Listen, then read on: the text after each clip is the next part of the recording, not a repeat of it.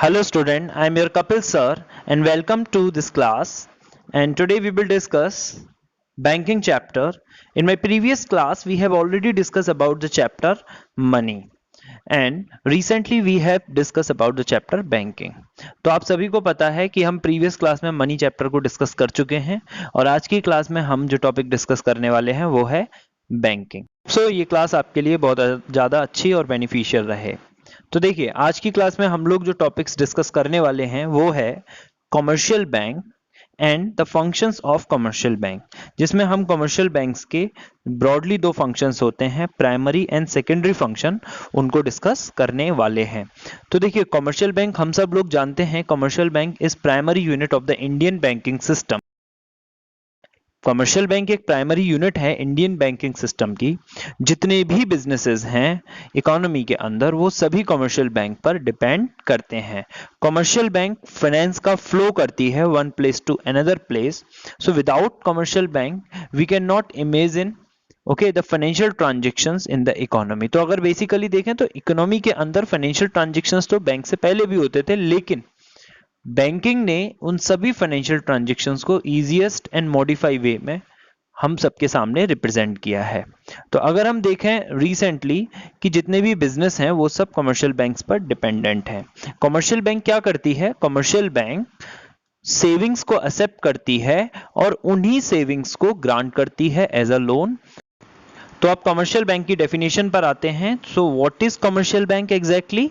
तो commercial bank एक ऐसा फाइनेंशियल इंस्टीट्यूशन है जो डिपॉजिट्स को एक्सेप्ट करता है और उन डिपॉजिट्स को एज अ लोन ग्रांट करता है और इन्वेस्टमेंट बनाता है। उसका मोटिव क्या होता है? बेसिकली प्रॉफिट अर्न करना। अगर हम एग्जांपल्स के तौर पर देखें तो देश के अंदर कमर्शियल बैंक्स के कौन कौन से एग्जांपल्स होते हैं? तो देखिए state bank of India commercial bank का एग्जांपल है, Punjab national bank commercial bank का एग्जांपल है, इलाहाबाद बैंक कमर्शियल बैंक का एग्जांपल है, कैनरा बैंक कमर्शियल बैंक का एग्जांपल है, और भी बहुत सारे एग्जांपल्स कमर्शियल बैंक के हैं। तो यहां अगर हम कमर्शियल बैंक्स के एग्जांपल्स की बात करें या कमर्शियल बैंक्स की बात करें तो हमारे देश में कमर्शियल बैंक्स को दो कैटेगरी, मतलब बहुत सारी कैटेगरीज हैं, जैसे कुछ नेशनलाइज्ड बैंक हैं, कुछ नेशनलाइज्ड कमर्शियल बैंक्स हैं और कुछ प्राइवेट सेक्टर के कमर्शियल बैंक्स भी अवेलेबल हैं इकोनॉमी के अंदर। अगर हम देखें कमर्शियल बैंक को तो कमर्शियल बैंक को बैकबोन माना जाता है इकोनॉमी के लिए, क्योंकि कमर्शियल बैंक क्या करता है? फाइनेंस का फ्लो करता है। तो हाउस होल्ड्स अपनी सेविंग्स को कमर्शियल बैंक के पास रखवाते हैं, या हम कह सकते हैं कि हाउस होल्ड्स की सेविंग्स को कलेक्ट करता है कमर्शियल बैंक और उनको लैंड करता है प्रोडक्टिव सेक्टर्स पर। तो प्रोडक्टिव सेक्टर्स में क्या होता है? जो मैन्युफैक्चरिंग सेक्टर्स हैं, सर्विस सेक्टर हैं, वो फाइनेंस को ले सकते हैं कमर्शियल बैंक से। तो देखिए कमर्शियल बैंक अपने यहाँ जो इंटरेस्ट रेट रखता है एक्चुअली क्या है कि हम जो पैसा जमा कराते हैं कमर्शियल बैंक्स के पास, तो कमर्शियल बैंक उस पैसे पर इंटरेस्ट देता है हमें, और जो पैसा कमर्शियल बैंक लैंड करता है दूसरे लोगों पर उनसे इंटरेस्ट लेता है। तो उनसे इंटरेस्ट ले करके हमें उस इंटरेस्ट में से कुछ पार्ट देता है। तो अगर हम बेसिकली देखें तो ये इंटरेस्ट बोली क्या जाती हैं? तो देखिए इन्हें हम बोरोइंग रेट और लेंडिंग रेट बोलते हैं। अब क्वेश्चन आता है कि बोरोइंग रेट क्या है? तो बोरोइंग रेट एक ऐसी रेट ऑफ इंटरेस्ट है जिस पर कमर्शियल बैंक जिस रेट से interest commercial bank house holds को देती है या उनको देती है जिनसे उसने डिपॉजिट को एक्सेप्ट किया है। और लैंडिंग रेट क्या होता है? ये लैंडिंग रेट एक ऐसा इंटरेस्ट रेट है जिस इंटरेस्ट रेट पर कमर्शियल बैंक हाउस होल्ड्स को या किसी दूसरे इन्वेस्टर्स को मनी को लैंड करता है। तो अभी हमें ये समझ आया कि बोरोइंग रेट क्या है और लैंडिंग रेट क्या है। Borrowing rate and lending rate, इन दोनों को समझने के बाद अब हम नेक्स्ट पॉइंट पर आते हैं। तो देखिए लैंडिंग रेट और बोरोइंग रेट के बीच का जो डिफरेंस होता है उसे हम स्प्रेड बोलते हैं, और यही बैंक का क्या होता है? प्रॉफिट होता है। इस प्रॉफिट से बैंक्स क्या करता है? अपने ऑपरेटिंग एक्सपेंसेस को डील करता है, और क्या करता है? बैंक्स अपने स्टाफ की सैलरी देता है और अपने सभी ऑपरेटिंग एक्सपेंसेस को भी इसी प्रॉफिट में से डील करता है। तो अब हम अपने नेक्स्ट टॉपिक पर आते हैं जो है फंक्शंस ऑफ कमर्शियल बैंक। तो देखिए अभी हमने समझा कमर्शियल बैंक क्या है और टाइप्स ऑफ कमर्शियल बैंक क्या हैं और lending rate and borrowing rate के बारे में समझा।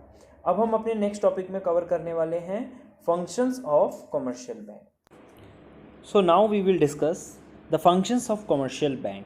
तो बेसिकली अगर हम देखें तो कमर्शियल बैंक्स अपने दो फंक्शंस परफॉर्म करता है, या कमर्शियल बैंक्स के फंक्शंस को हम दो कैटेगरी में कैटेगराइज कर सकते हैं। The first one is primary function and the second one is secondary function. तो अब हम डिस्कस करने वाले हैं कमर्शियल बैंक के primary function and secondary function को। तो देखिए प्राइमरी फंक्शन में हम लोग बेसिकली दो फंक्शंस को इन्वॉल्व करते हैं, accepting deposits and advancing of loans. And commercial bank के जो सेकेंडरी फंक्शंस हैं उन सेकेंडरी फंक्शंस में हम लोग डिस्कस करने वाले हैं overdraft facility, discounting bill of exchange, agency functions and general utility functions of commercial banks. So first of all we are going to discuss the primary functions of commercial bank। तो primary functions of commercial bank को हम दो part में categorise कराते हैं, accepts the deposits and advance loans। तो सबसे पहले हम बात करते हैं accepting deposits की। तो एक बहुत ही important function है कमर्शियल बैंक्स का। कमर्शियल बैंक्स क्या करती है, जितने भी डिपॉजिट्स हैं उन सबको सेवरल फॉर्म्स में एक्सेप्ट करती है सोसाइटी से। देन अगर हम फॉर्म्स ऑफ एक्सेप्टिंग डिपॉजिट्स की बात करें तो हमने इनको तीन फॉर्म में कैटेगराइज कराया है, current account, saving account and fixed deposit account, जिसको हम नेट टाइम डिपॉजिट्स भी बोलते हैं। तो देखिए नेट टाइम डिपॉजिट्स में fixed deposit as well as recurring deposit दोनों ही इन्वॉल्व होंगे। तो सबसे पहले फॉर्म की बात करते हैं, वो है करंट अकाउंट डिपॉजिट्स, जिसको हम डिमांड डिपॉजिट्स के नाम से भी जानते हैं। यानी कि इनको करंट अकाउंट डिपॉजिट्स भी बोलते हैं और डिमांड डिपॉजिट्स भी बोला जाता है। तो ये एक ऐसे डिपॉजिट्स हैं, ठीक है, जो रीपेबल होते हैं बैंक्स के थ्रू डिमांड पर। तो ये जनरली ऐसा अकाउंट है जो बिजनेसमैन मेंटेन करके रखता है ट्रांजैक्शंस के लिए। यहां पर चेक के थ्रू हम लोग बिना किसी रेस्ट्रिक्शन के अमाउंट को विड्रॉल कर सकते हैं। ओके, तो यहां पर बैंक किसी भी तरह की ऐसे अकाउंट्स पर इंटरेस्ट नहीं देता है। ओके, तो और बल्कि बैंक क्या करता है, अपना एक चार्ज भी इंपोज करता है ऐसे अकाउंट पर, जिनको हम सर्विस चार्ज बोलते हैं। ऐसे अकाउंट्स को मेंटेन करने का एक पर्टिकुलर चार्ज कमर्शियल बैंक को करंट अकाउंट होल्डर्स को पे करना होता है, जिसे हम सर्विस चार्ज के नाम से भी जानते हैं। तो ये जनरली ऐसा अकाउंट है जो बिजनेसमैन के लिए ही बेनिफिशियर है। So the next one is saving deposits. तो देखिए ये सेविंग डिपॉजिट है, इसमें कंबाइंड फीचर्स होते हैं करंट अकाउंट डिपॉजिट्स के और फिक्स्ड डिपॉजिट के। तो ऐसे डिपॉजिटर्स को चेक फैसिलिटी दी जाती है, वो विड्रॉल कर सकते हैं अपने अकाउंट से मनी को, ठीक है। इन पर बैंक इंटरेस्ट भी अलाउ करता है, बट बहुत ही कम रेट पर, लो रेट ऑफ इंटरेस्ट इन पर अलाउ की जाती है। यानी कि फिक्स्ड डिपॉजिट से कम रेट पर इन पर इंटरेस्ट अलाउ की जाती है। ये जनरली हाउस होल्ड्स के लिए अच्छा अकाउंट है, वो अपनी छोटी छोटी सेविंग्स को इस अकाउंट्स के थ्रू बैंक को जमा करा सकते हैं। अगर हम अगले पॉइंट पर आते हैं, वो है फिक्स्ड डिपॉजिट, जिसे हम टाइम डिपॉजिट भी बोलते हैं। तो फिक्स्ड डिपॉजिट या टाइम डिपॉजिट ऐसे डिपॉजिट हैं जिसमें मनी को एक फिक्स पीरियड ऑफ टाइम के लिए बैंक में जमा करा दिया जाता है। तो ऐसे डिपॉजिट्स का फायदा भी रहता है कि एक ही बार में अमाउंट जमा कराया जाता है और इनमें एक high rate of interest allow किया जाता है बैंक के थ्रू। दूसरी चीज कि इनमें जो पर्टिकुलर डिपॉजिट्स होते हैं, इन डिपॉजिट्स पर चेकेबल फैसिलिटीज अलाउ नहीं होती। यानी कि अगर हम चाहें तो चेक के थ्रू इनमें से पैसा निकाल लें, ऐसा पॉसिबल नहीं होता। हमें जो मनी मिलता है वो मैच्योरिटी पर ही मिलता है। ओके, ऐसे अकाउंट्स पर, ऐसे डिपॉजिट्स पर जो इंटरेस्ट है वो हाई होता है, ये तो हम सब जानते ही हैं। तो डिपॉजिटर क्या कर सकता है, ऐसे अकाउंट्स पर मनी को विड्रॉल कर सकता है मैच्योरिटी पर। देन स्टूडेंट्स, अभी हमने समझा कि ये जो करंट अकाउंट डिपॉजिट्स हैं और जो सेविंग अकाउंट डिपॉजिट्स हैं वो दोनों ही चेकेबल डिपॉजिट्स हैं। लेकिन अगर हम बात करें फिक्स्ड डिपॉजिट की तो वो एक नॉन चेकेबल डिपॉजिट है, यानी कि चेक के थ्रू आप फिक्स्ड डिपॉजिट्स का पैसा नहीं निकाल सकते हैं। आप करंट अकाउंट का और सेविंग अकाउंट का निकाल सकते हैं चेक के थ्रू पैसा, यानी कि चेकबुक आपको अलाउ की जाएगी सिर्फ करंट अकाउंट पर और सेविंग अकाउंट पर। लेकिन आपका अगर फिक्स्ड डिपॉजिट अकाउंट है बैंक के अंदर तो आपको चेकबुक अलाउ नहीं की जाएगी, क्योंकि चेकेबल फैसिलिटी सिर्फ और सिर्फ डिमांड डिपॉजिट्स पर है और सेविंग डिपॉजिट्स पर है, लेकिन फिक्स्ड डिपॉजिट या नेट टाइम डिपॉजिट्स पर डिमांड ऐसी फैसिलिटीज अवेलेबल नहीं है। देखिए स्टूडेंट्स, अब हम आते हैं सेकंड फंक्शन पर, जो है एडवांसिंग ऑफ लोन्स। तो बैंक क्या करता है, लोन्स देता है। जो हम लोग डिपॉजिट कराते हैं बैंक्स के अंदर, बैंक क्या करता है, उन डिपॉजिट्स की हेल्प से लोगों को लोन देता है। जो भी निडी होते हैं उनको लोन देता है, जो भी लोन देता है। तो देखिए कैसे लोन देता है, कुछ सर्टेन रिजर्व्स को, ठीक है, आरबीआई का इंस्ट्रक्शन है कि बैंक पूरा अमाउंट एज अ लोन नहीं दे सकता, उसको कुछ अमाउंट एज रिजर्व रखना पड़ेगा, आरबीआई के साथ भी रखना पड़ेगा और खुद अपने साथ भी रखना पड़ेगा, कुछ अपने पास भी रखना पड़ेगा। तो ये क्या करता है, कमर्शियल बैंक कुछ सर्टेन रिजर्व्स को रख करके रिमेनिंग अमाउंट को निडी बोरोअर्स को दे देता है और उस पर इंटरेस्ट चार्ज करता है। ठीक है, तो बैंक की मेन सोर्स ऑफ इनकम यही है, लोन्स जो दे करके इंटरेस्ट अर्न करता है, वो बैंक्स की एक मेन सोर्स ऑफ इनकम है। तो अगर हम बात करें मेन सोर्स ऑफ इनकम की, तो सब देखिए टाइप्स ऑफ लोन्स जो बैंक के थ्रू ग्रांट किए जाते हैं, जिसमें पहला है कैश क्रेडिट। अगर हम कैश क्रेडिट की बात करें तो कैश क्रेडिट एक ऐसा लोन है जो बोरोअर्स को दिया जाता है उनकी करंट असेट्स जैसे कि शेयर, स्टॉक और बॉन्ड्स, इन सब के बिहाफ पर। तो ऐसा क्रेडिट लिमिट जो होता है, so now we will discuss about the next, that is demand loans. So what is demand loan? Demand loans refers to those loans which can be recalled on the demand by the bank at any time, यानी कि ऐसे loans को bank कभी भी demand पर ले सकती है, मांग सकती है। ओके, अब हम बात करते हैं शॉर्ट टर्म लोन्स की। तो शॉर्ट टर्म लोन्स ऐसे पर्सनल लोन्स को बोला जाता है जिनके बिहाफ पर बैंक कुछ कोलेट्रल सिक्योरिटी को रखवाती है, यानी कि कुछ गिरवी रखवाकर ऐसे लोन्स को देती है।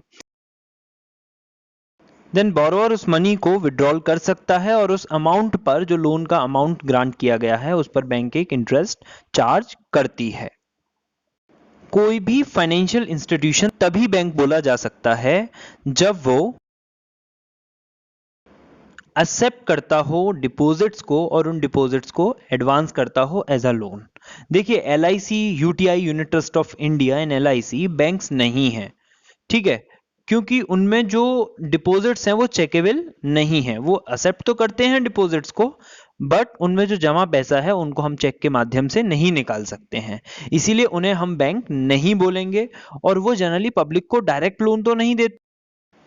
ओके स्टूडेंट, अब हम डिस्कस करने वाले हैं secondary functions of commercial bank. तो देखिए secondary functions of commercial bank कैसे फंक्शंस होते हैं। Secondary functions of commercial bank में हम लोग इन्वॉल्व करते हैं overdraft facility function, discounting bills of exchange, agency functions of commercial bank and general utility functions of commercial banks. तो इन सभी फंक्शंस को हम डिस्कस करने वाले हैं under secondary functions of commercial bank. तो देखिए सबसे पहले हम लोग स्टार्ट करते हैं with the function discounting of bills of exchange. तो देखिए discounting of bills of exchange का मतलब है कि कोई भी पर्सन जिसके पास एक बिल ऑफ एक्सचेंज है, ठीक है, वो बैंक से बिफोर मैच्योरिटी बिल को डिस्काउंटेड करा सकता है। अब यहां बिफोर मैच्योरिटी क्या है, जो बिल ऑफ एक्सचेंज है वो एक नेगोशिएबल इंस्ट्रूमेंट है। जो कस्टमर होता है वो जिससे गुड्स खरीदता है उसको इशू करता है, ठीक है। अब उसका डेट होता है कि जैसे 3 महीने बाद पेमेंट मिलेगा या 2 महीने बाद पेमेंट मिलेगा, लेकिन जो ड्रॉअर है यानी कि बिल का राइटर है, उसको अगर 1 महीने पहले या 2 महीने पहले पैसे की जरूरत है तो वो उस बिल को डिस्काउंटेड करा सकता है बैंक से। बैंक एक पर्टिकुलर रेट से डिस्काउंटिंग रेट काट करके उस बिल का पेमेंट उस पर्टिकुलर बिल के होल्डर को कर देता है, ठीक है, जिसको हम discounting of bill of exchange कहते हैं।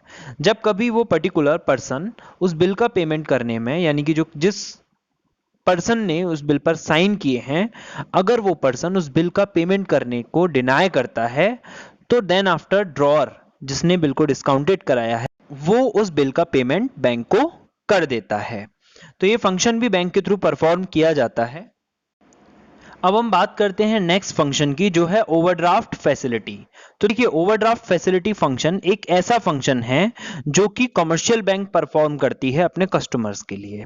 तो क्या करती है कमर्शियल बैंक? एक पर्टिकुलर एग्रीड लिमिट तक उनको करंट अकाउंट होल्डर्स को एक फैसिलिटी देती है कि वो एक एग्रीड लिमिट तक अमाउंट को विड्रॉल कर सकते हैं बैंक से, लेकिन वो लिमिट एक एग्रीड लिमिट तक ही कर सकते हैं।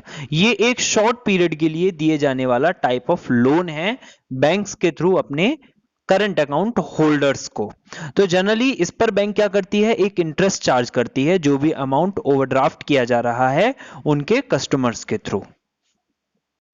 अब हम नेक्स्ट फंक्शन को डिस्कस करने वाले हैं जो कि बहुत ही इंपॉर्टेंट फंक्शन है, जो है agency function of commercial bank.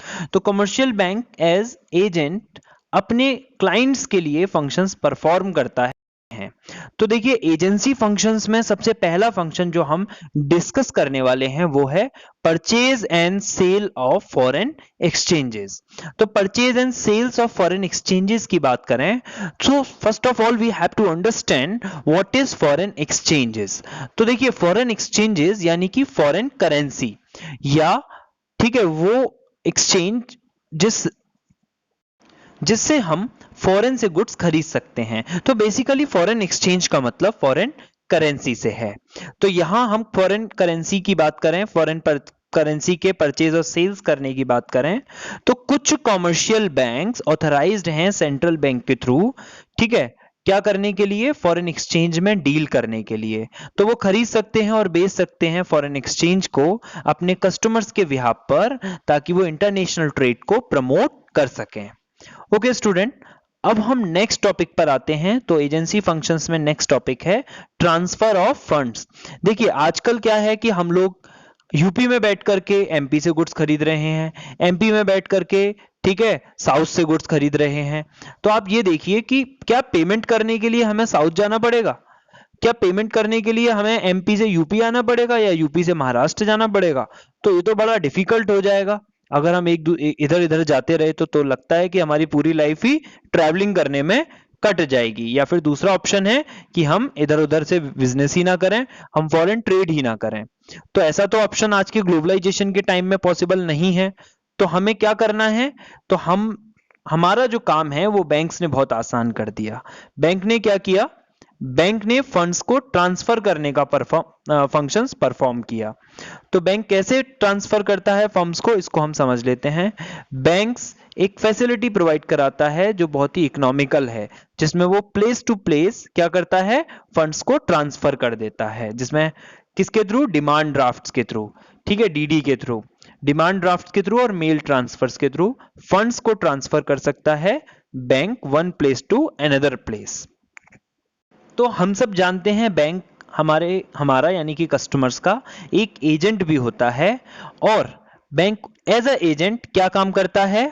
एक और फंक्शन परफॉर्म करता है, वो है collection and payment of cheques, bills, interest etcetera.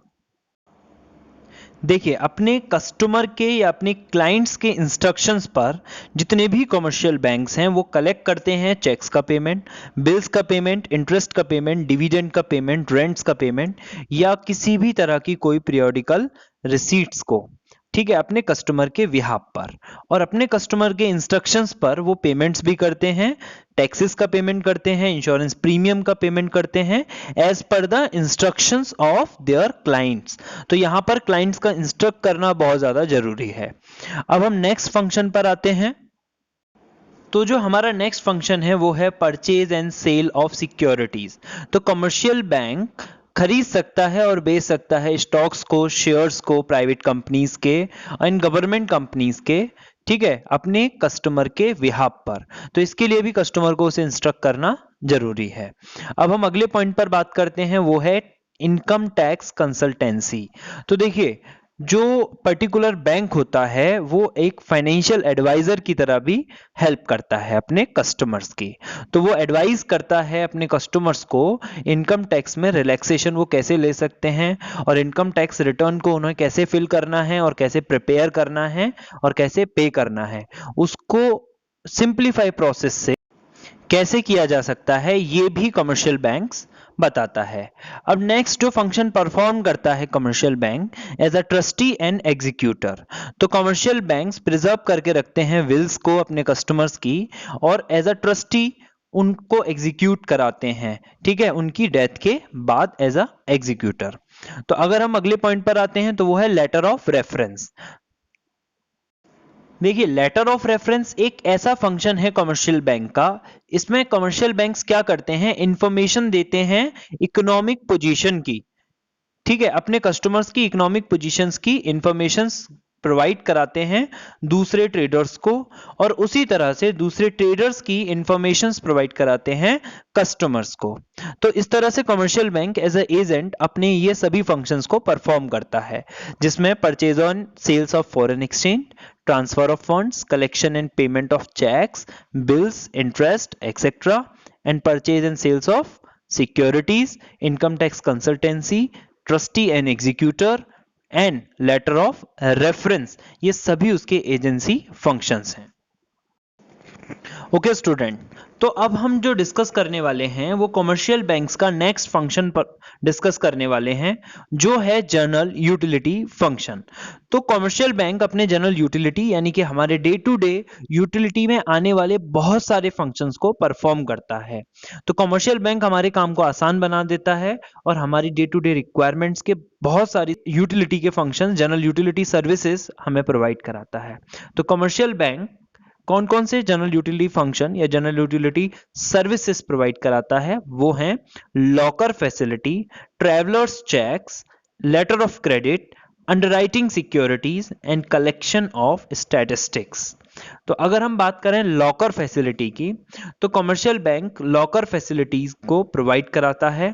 तो याद रखिएगा कि जो भी सेफ्टी लॉकर्स को प्रोवाइड कराया जाता है कमर्शियल बैंक्स के थ्रू, जिसमें हम बैंक्स की कस्टडी में अपने valuable articles, precious stones, okay, jewellery, important documents, उन सबको रखवा सकते हैं। तो ये फैसिलिटी कमर्शियल बैंक्स के थ्रू प्रोवाइड कराई जाती है, और लॉकर्स फैसिलिटी को प्रोवाइड कराने पर कमर्शियल बैंक एक तरह का लॉकर चार्ज भी इंपोज करता है अपने कस्टमर्स पर। अब हम अगले पॉइंट पर आते हैं, वो है लेटर ऑफ क्रेडिट। तो लेटर ऑफ क्रेडिट एक ऐसा लेटर है जो अपने कस्टमर की क्रेडिट वर्थनेस को, ठीक है, सर्टिफाइड करता है। तो एक ऐसा लेटर जो कस्टमर्स की क्रेडिट वर्थनेस को क्या करता है, सर्टिफाइड करता है। उसके बाद हम अगले पॉइंट पर आते हैं, वो है अंडरराइटिंग सिक्योरिटीज। तो कमर्शियल बैंक अंडरराइटिंग सिक्योरिटीज मतलब कमर्शियल बैंक्स अंडरराइट करते हैं सिक्योरिटीज को, क्योंकि पब्लिक का बहुत फेथ होता है बैंक्स पर, और बैंक्स की एक अच्छी क्रेडिट वर्थनेस भी होती है। तो पब्लिक बिल्कुल हेजिटेट नहीं होती उन सिक्योरिटीज को खरीदने में जिनको अंडरराइट किया गया है कमर्शियल बैंक्स के थ्रू। अब हम अगले पॉइंट पर आते हैं, वो है कलेक्शन ऑफ स्टैटिस्टिक्स। बैंक अपने कस्टमर्स से, ठीक है, कलेक्ट करता है और पब्लिश करता है स्टैटिस्टिकल डेटास को, जो कि रिलेटेड होते हैं ट्रेड से, कॉमर्स से, इंडस्ट्रीज से, फाइनेंस से एंड बैंकिंग सेक्टर से, और अपने कस्टमर्स को भी एडवाइस करता है फाइनेंशियल मैटर्स के बारे में। उसके अलावा बैंक एक और फंक्शन परफॉर्म करता है, वो है ट्रैवलर्स चेक। देखिए, पुराने टाइम में एटीएम जैसी फैसिलिटीज नहीं थी, तो एक प्लेस से दूसरे प्लेस पर, ठीक है, फाइनेंस को लेकर जाना बहुत ही रिस्की काम था। तो commercial bank travellers cheque issue करता था अपने कस्टमर्स को, ताकि वो अवॉइड कर पाए रिस्क को, ठीक है, कैसे रिस्क को, कैश को लेके जाने के रिस्क को। ट्रैवलिंग के टाइम पर, जर्नी के टाइम पर जो कैश लेके जाने की रिस्क थी, उसको रिड्यूस किया जा सकता है ट्रैवलर्स चेक के माध्यम से। ओके स्टूडेंट्स, तो ये सभी फंक्शंस कमर्शियल बैंक्स के थ्रू परफॉर्म किए जाते हैं। I hope students you must have understood all the concepts. Thanks for watching it.